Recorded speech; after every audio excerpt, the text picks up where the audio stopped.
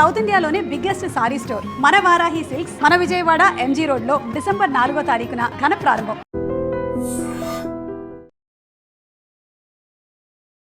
సిక్కోలు కుర్రోడు రైతు బిడ్డ సతీష్ గారు మనతో పాటు ఉన్నారు. తను సాధించిన వండర్స్ని వినే ముందు అసలు తన స్టోరీ వింటే మాత్రం టీయర్స్ వస్తున్నాయి. ఒకవైపు అమ్మా నాన్నని గుర్తు చేసుకుంటూ వాళ్ళ కోసమే నేను ఇది సాధించాలి, వాళ్ళ కోసమే తన కొడుకు ఇది సాధించగలిగాడు అని ప్రూవ్ చేయడం కోసమే నేను ఇంత కష్టపడ్డాను.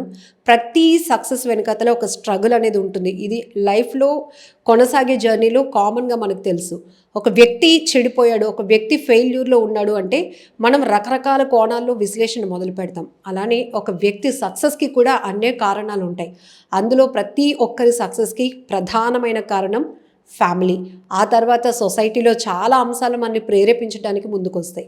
సో ఇప్పుడు సతీష్ గారితో మాట్లాడి తను సాధించిన సక్సెస్ ఏంటి, అసలు తను ఇంతవరకు రావటానికి కారణాలు ఎవరెవరు అంటే చాలా ఇంట్రెస్టింగ్ పాయింట్స్ ఉంటాయి. సతీష్ గారితో మాట్లాడదాం. హలో మా కంగ్రాచులేషన్స్. ఎస్, ఇప్పుడు నేను అన్నట్టే అరే అటు చెడిపోయాడురా అంటే బోల్డ్ రకాలు, వాళ్ళ ఇంట్లో ఇలా ఉంటుందిరా, బయటకు వెళ్తే అలా చదువు అవ్వలేదు, ఇట్లా బోల్డ్ చెప్తూ ఉంటారు. ఫ్రెండ్స్ని కూడా నిందించే పరిస్థితి ఉంటుంది. ఎందుకంటే వాడు చేసిన సావాసాలు అలాంటివి, మరి అలా కాకపోతే ఇంకెలా తయారవుతాడంట. ఇది పక్కన పెట్టేస్తే ఇది కంప్లీట్గా సక్సెస్ వైపు మనం వెళ్తున్న స్టోరీ. సో ఏం చెప్తారు మీ సక్సెస్కి కారణాలు అనేటప్పటికి ఎవరికి ఇస్తారా క్రెడిట్? First family madam. తర్వాత నాకు చాలా సపోర్ట్ చేసిన నా స్పాన్సర్స్కి, సురేష్ సార్కి అందరికి చెప్పాను మేడం. అలాగే ప్రతి ఒక్క అబ్బాయి సక్సెస్ వెనక ఒక అమ్మాయి ఉంటుంది అంటారు కదా మేడం, అలాగే ఉన్నారు మేడం. నేమ్ చెప్పను మేడం, కానీ చాలా సపోర్ట్ చేస్తారు మేడం. నాకు అందరు దొరికిన అందరూ అండర్స్టాండింగ్ పీపుల్ మేడం. నా స్పాన్సర్తో సహా నేను చాలా సార్ కొంచెం మోసం చేశాను మేడం, కానీ సార్ అది స్పోర్టివ్గా తీసుకొని నువ్వు తెలిసి చేయలేదు, తెలియక చేసావు, పర్లేదులే ఇక్కడ నుంచి అది రిపీట్ చేయకని కూడా నాకు చెప్పారు మేడం. చాలా సపోర్ట్ చేశారు madam. So first mister Andhra title వచ్చినప్పుడు ఏమనిపించింది? ఫస్ట్ మిస్టర్ ఆంధ్రాకి ఎక్కేటప్పుడు చాలామంది నీ ఈ బాడీతో ఎక్కి నీకు ఎవడు మెడల్ ఇస్తాడు, ఎందుకు బుర్రపోయింది అంటే చాలామంది అన్నారు మేడం. అప్పుడు 4th ప్లేస్ వచ్చింది మేడం మిస్టర్ ఆంధ్ర. అది అయ్యాక లోకల్లో ఆడితే మనకు వాల్యూ ఉండదు, కొడితే నేషనల్ కొట్టాలనేసి మధ్యలో ఇంకేం చేయలేదు మేడం. అప్పుడు డిసెంబర్లో ఎక్కాను. మళ్ళీ డిసెంబర్కి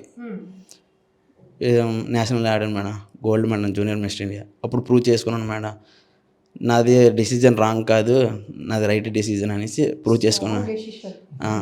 మళ్ళీ డిసెంబర్కి ఇప్పుడు నేషనల్ అందరూ ఆడేస్తుంటారు, ఏం వాల్యూ ఉంటుంది, సరే ఇంటర్నేషనల్కి వెళ్దాం అనుకున్నాం మేడం. ఇంటర్నేషనల్ మళ్ళీ 1 year బ్యాక్ తర్వాత after December madam junior mister India, junior mister Asia bronze medal madam. ఇయర్కి ఇంక్రిమెంట్ వచ్చారు.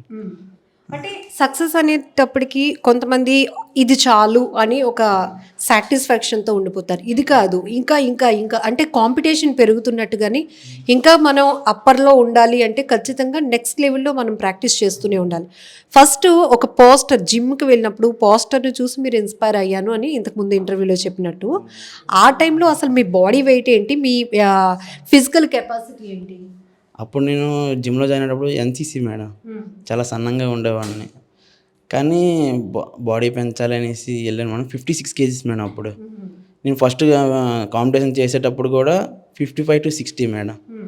నెక్స్ట్ కాంపిటీషన్ చేసేటప్పుడు కూడా జూనియర్ మిస్టర్ ఇండియా కూడా 55 to 60 చేశాను మేడం. ఇంకా లీన్గా ఉన్నాం, మంచి బల్క్ అయ్యి మంచి బాడీ కటింగ్స్ తీద్దాం అనేసి 85 kgsకి వెళ్ళాను మేడం. మళ్ళీ 65 to 70కి వచ్చాను మేడం. అప్పుడు వరుసగా ఇప్పుడు అన్ని గోల్డ్లే వచ్చాయి మేడం. ఒక ఇంటర్నేషనల్లోనే బ్రాంజ్ వచ్చింది మేడం, కానీ నాట్ సాటిస్ఫై మేడం, గోల్డ్ కోసం వెయిటింగ్. సో ఈ జిమ్ వర్కౌట్స్కి వెళ్ళినప్పుడు అంతంత బరువు చేసినప్పుడు ఏమనిపించింది? మనకి ఇంత అవసరమా అనిపించేదా? అంటే ఒక రకంగా చెప్పాలంటే మన శరీరాన్ని మనం కష్టపెట్టుకుంటేనే సక్సెస్కి వెళ్తాము అని ఆ కాన్సెప్ట్ ఉంటుంది కదా. మా అమ్మ నాన్న పడే కష్టం ముందు నా కష్టం ఎంత అనిపించింది మేడం. వాళ్ళు ఎంత మనీ పెడతారు, ఈ ఒక్క సెకండ్ అయిపోతే నెక్స్ట్ రెస్ట్ తీసుకోవచ్చు కదా, చేద్దామనే థాట్తోనే చేస్తాను మేడం. ఇంకా వెయిట్లు అనుకుంటారు మేడం, ఏదైనా నేను వెయిట్ ఇది రాదు అనుకుంటే నెక్స్ట్ వీక్ ఇంకా వెయిట్ వేసే ట్రై చేస్తాను మేడం. ఎందుకంటే ఇది ఎందుకు రాదు అనే థాట్తో ఇంకా అంటే మొత్తం మేడం ఏమేమి జరుగుతుంది అంత మైండ్లో పెట్టుకుంటుంది మేడం. ఒకసారి కూల్ అవుతాను మేడం, వెయిట్ పక్కా వస్తుంది మేడం. సో అంటే అనిపించిందా ఎప్పుడైనా ఇట్లాంటి వెయిట్ మీరు వర్కౌట్స్ అవి చేసినప్పుడు అంటే మీకు తెలియలేనటువంటి ఒక నరకం ఉంటుంది. అంటే మనకు సాధ్యమైన అప్పుడే మీరు చెప్పారు చాలా సన్నగా ఉండేవాడిని నేను, నాకు అసలు సాధ్యం కాని పరిస్థితి. చాలా టైం సిచ్యువేషన్లో స్పెండ్ చేయాల్సి వస్తుంది జిమ్లో. మార్నింగ్ 5కి వెళ్ళిపోతాను మేడం జిమ్కి. ఇక్కడ కూడా పెందుర్తి వెళ్తాను, నా గాజువాకలో ఉంటాను, పెందుర్తి వెళ్తాను మేడం. మార్నింగ్ మా కోచ్తో వెళ్ళిపోతాను మేడం. అక్కడ 5 to 8 మేడం. అక్కడ నుంచి మళ్ళీ ట్రావెల్ అయ్యి గాజువాక జిమ్కి వచ్చి ఇక్కడ 9 to 11 మేడం.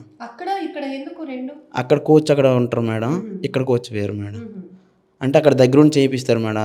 అతను మెయిన్ కోచ్, ఇక్కడ వచ్చి పోజింగ్ కోచ్ మేడం. ఇక్కడ ఓన్లీ యాప్స్ వర్కౌట్ కార్డియో ఇక్కడ చేసుకుంటుంది మేడం. ఉన్నదల్లా అక్కడ పెందుర్తిలో చేసుకుంటున్నాను. అంటే రోజుకి మీరు జిమ్లో స్పెండ్ చేసిన time minimum 8 to 10 hours madam. 8 to 10 hours అక్కడే సగం జీవితం. ఓకే. ఇక డైట్ వరకు వస్తే చాలా ఖర్చుతో చాలా ఖర్చు madam. Per day 20 eggs madam. 20 eggs ఇంకా 1.5 kg చికెన్ మేడం. ఒకసారి డైట్ ప్లాన్ చెప్పండి మాకు. మార్నింగ్ లెగ్గానే ఒక 9 eggs తింటాను మేడం. 9 eggs తినేసి అటుతో ఓట్ మీల్ ఉంటుంది madam. Oats, sunflower seeds, pumpkin seeds అనేవి తినేసి వర్కౌట్కి వెళ్ళిపోతాను మేడం. వచ్చి రాగానే మళ్ళీ ఇక్కడికి వచ్చేస్తాను కదా మేడం. వెళ్ళే ముందు ఒక 6-7 eggsతో బ్రెడ్ కలుపుకొని ఆమ్లెట్ వేసుకొని తినేస్తాను, బ్రెడ్ ఆమ్లెట్. వర్కౌట్ అయ్యి వచ్చాక 750 grams chicken madam. Vegetables, lettuce, cabbage, capsicum ఇవి తినేసి అక్కడితో అయిపోతుంది మేడం. మళ్ళీ ఈవినింగ్ జిమ్కి వెళ్ళేటప్పుడు మళ్ళీ 9 eggs మేడం. 9 or 7 eggs తీసుకుంటాను మేడం. అన్నీ తీసుకోవడం లేదు మేడం, ఆకలేసి తినేయడం మేడం. అదేనా ఈ ప్రాపర్ డైట్లో మేడం. ఇన్ని క్యాలరీస్ తినని మా కోచ్ ఎప్పుడు చెప్పలేదు మేడం. నువ్వు ప్రోటీన్ ఇంటేక్ మంచిగా తీసుకుంటే అటు ఫైబర్ తీసుకున్నారు మేడం. అది అయ్యాక మళ్ళీ వర్కౌట్కి వెళ్ళిపోతాను మేడం. 5 to 9. మళ్ళీ 9 నుంచి వచ్చాక నేనే సెల్ఫ్గా కుక్ చేసుకొని 750 grams chicken, vegetables madam. Rice ఉండదు మేడం. తిన్న మేడం. కాంపిటీషన్కి వెళ్ళే ఒక 1 month ముందు నుంచి కార్బ్స్ ఆపేస్తాం మేడం. 0 carbsకి వచ్చేసి ఓన్లీ ఎగ్స్, చికెన్, ప్రోటీన్ పైన వెళ్తాం మేడం. సో చికెన్, ఎగ్స్ ఇది మీ మొత్తం కంప్లీట్ డైట్? అవును మేడం. సో అంటే డైలీ అంటే జనరల్ పీపుల్కి కూడా కొంత నాలెడ్జ్ ఇద్దామని, అంటే రోజుకి మీరు మీ డైట్ ఇట్లా ఉండేది, దానికి ఎక్స్పెన్స్ అంటే ఎంత ఖర్చు వరకు అవుతూ ఉంటుంది నెలకి మీ మెయింటెనెన్స్? నెలకి మెయింటెనెన్స్ ఒక 60,000 నుంచి 70,000 అవుతుంది మేడం. చాలా ఎక్స్పెన్సివ్ మేడం. అంటే ఈ మధ్యన బాడీ బిల్డర్లు అందరికీ తెలిసిందే మేడం, ఎవరు నాటి కాదు, అందరూ ఎనబోలిక్నే. అదే మేడం. ఇంతకుముందు మీరు ఒక మాట చెప్పారు, ప్రతి మగవారి సక్సెస్ వెనుక ఒక మహిళ ఉన్నట్టు. మీ లైఫ్లో ఇంకా మ్యారేజ్ కాలేదు కానీ ఆల్రెడీ ఒక అమ్మాయి మాత్రం నా సక్సెస్లో ఉంది అని. ఎలా హెల్ప్ చేసింది తను? నేను జిమ్కి వెళ్ళాలనుకుంటే ఒక 1/2 hour ముందే తను ఫోన్ చేసి, లేచావా, తిను, జిమ్కి టైం అయింది లేగు అని తనే అలారం పెట్టుకొని తనే ఫోన్ చేస్తాను మేడం నాకు. ఇంకా జిమ్కి వెళ్ళకపోతే ఎందుకు వెళ్ళలేదు, మాయా బాప ఎందుకు డబ్బులు పెడతాండ్రా నీకు, నన్ను తిడుతుంది మేడం. ఇంకా ఏదైనా రెస్ట్ తీసుకున్నా కూడా సరే తనతో మాట్లాడలేదని నాకు అనిపిస్తుంది మేడం. అప్పుడు సరే నీకు ఉన్నది రెస్ట్, చాలా తక్కువ టైము, పడుకో, ఇప్పుడు తర్వాత అయినా మాట్లాడవచ్చు అని అంటుంది మేడం. చాలా సపోర్టివ్గా ఉంటుంది మేడం. కొత్తగా ఉంది మీ లవ్ స్టోరీ, ఎందుకంటే ఇప్పటి వరకు ప్రేమలో పడిన వాళ్ళు లక్ష్యాన్ని పక్కదోవ పెట్టుకుంటారు, ఎందుకంటే అదొక మైకంలో ఉండిపోతారు. బట్ మీరు మాత్రం అదే ప్రేమ నన్ను ఇంత స్ట్రాంగ్ చేసింది, నా సక్సెస్కి కారణం కూడా అయింది అంటున్నారు. ఒక అమ్మాయి గురించి ఇంత అద్భుతమైన వండర్ఫుల్ మాటలు చెప్తున్నారు మీరు. సో అంటే మ్యారేజ్ ప్లాన్ అనేది ఆల్రెడీ ఈ ఫ్యామిలీలో అందరికీ తెలుసు మేడం. వాళ్ళ ఇంటి దగ్గర తెలుసు, మా ఇంటి దగ్గర తెలుసు మేడం. ఏదైనా ఇంకా మ్యారేజ్ చేసుకుందామన్నా నా చేతిలో జాబ్ ఉండాలి కదా మేడం, తనకు వచ్చిందని చూసుకోవాలనుకుంటే. అందుకు జాబ్ వచ్చాక ఇంకా డైరెక్ట్గా వెళ్ళి వాళ్ళ నాన్నతో మాట్లాడుతాను మేడం. వాళ్ళ ఇంటి దగ్గర తెలుసు మేడం, కానీ జాబ్ పట్టుకుని వెళ్తే ఇంకా కాన్ఫిడెన్స్తో వెళ్ళొచ్చు కదా మేడం. జాబ్ లేకుండా వెళ్తే కాన్ఫిడెంట్గా చెప్పలేరు కదా మేడం. నీకేముందని ఒక మాట అనేస్తే మనం కూడా ఫీల్ అయిపోతాం. చేతిలో జాబ్ పట్టుకుని వెళ్తే కాన్ఫిడెంట్గా వేస్తారు కదా మేడం, చూసుకుంటారని. మీకు జాబ్ మీద ఉన్న కాన్సన్ట్రేషన్తో ఇప్పుడు ఈ బాడీ బిల్డింగ్లో మెడల్ సాధించారు, మిస్టర్ ఏషియా, మిస్టర్ ఆంధ్ర ఇవన్నీ నడిచాయి. సో ఏంటి, ఎలాంటి ఆపర్చునిటీస్ వస్తాయి, జాబ్ ఆపర్చునిటీస్? బాడీ బిల్డింగ్ అంటే వచ్చేసరికి జాబ్ ఆపర్చునిటీస్ తక్కువ మేడం. ఉండే దాంట్లో రైల్వే, డిఫెన్స్లో, army, navy, air force madam. అదేనా ఇయర్లీ 1 time 2 times తీస్తారు మేడం. అదేనా ఈ వెయిట్ కేటగిరీలో ఛాన్స్ చాలా తక్కువ మేడం. ఏదైనా చూసుకుంటే మనం ట్రైనర్గా చూసుకోవాలి, ఇరగే మేడం. జాబ్ వచ్చే మాత్రం బాడీ బిల్డింగ్ మీద చాలా తక్కువ మేడం. సో మరి వాటిలో మనకి పొజిషన్స్ చేంజింగ్ అట్లా ఉంటాయా? చేసుకోవచ్చు మేడం. అది మన దాంట్లో ఉంటుంది. మనం ఇప్పుడు మనం ఒక వెయిట్లో చేసుకుని నెక్స్ట్ వెయిట్కి మనం మార్చుకోవచ్చు మేడం. మన బట్టి ఉంటుంది మేడం అది. ప్యాకేజెస్ ఎట్లా ఉంటాయి మీకు తెలిసిన నాలెడ్జ్? ప్యాకేజెస్ అంటే ఇప్పుడు మనం డ్యూటీకి వెళ్ళొచ్చు వెళ్ళకపోవచ్చు సెకండరీ పక్కన పెడితే ఫస్ట్ ప్రయారిటీ మనకి ఇస్తారు. మన కాంపిటీషన్ వచ్చేసరికి మన జోన్ నుంచి ఎథ్లెట్ ఉన్నాడు, ఈ ముందు ప్రెజర్ పంపిద్దాం, తర్వాత మెడల్స్ వస్తే ఇంక ప్రమోషన్స్ ఉంటాయి మేడం. ప్యాకేజ్ అంటే బేసిక్ వీళ్ళందరికీ వచ్చినట్టే వస్తుంది మేడం, కానీ డ్యూటీ మీద అంత ప్రెజర్ ఉండదు మేడం.